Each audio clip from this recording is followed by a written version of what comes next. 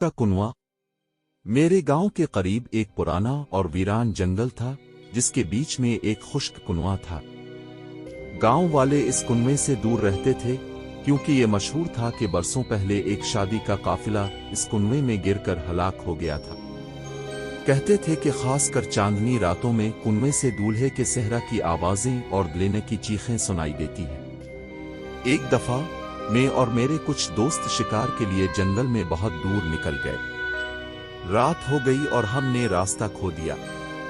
अचानक दौर से हमें एक मध्यम सी रोशनी नजर आई।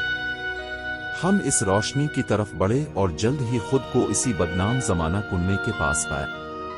कुनवे के दहाने से एक हल्की सी गूंज आ रही थी। हम सब थोड़े डरे हुए थे, लेकिन शदीद थकावट और तजस्सुस ने हमें वहां रुकने पर मजबूर किया।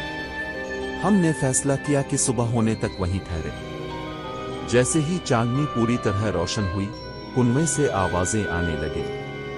पहले तो वो धीमे सरों में गाना था, जैसे कोई सेहरा पड़ रहा हो। फिर एक औरत की हंसी की आवाज आई जो बहुत हुसैन थी, मगर इसमें मौत जैसी सर्दी छपी थी। हम एक दूसरे की तरफ देखने लगे। हमारे दिल धड़कनें तेज हो चुकी थी। हंसी अचानक एक खौफनाक चीखती हुई आवाज में बदल गई जो सीधी आसमान की तरफ बुलंद हुई। इसके साथ ही कुनवे में से कई हाथों के साए बाहर निकलने लगे जो हमें अपनी तरफ खींचने की कोशिश कर रहे थे।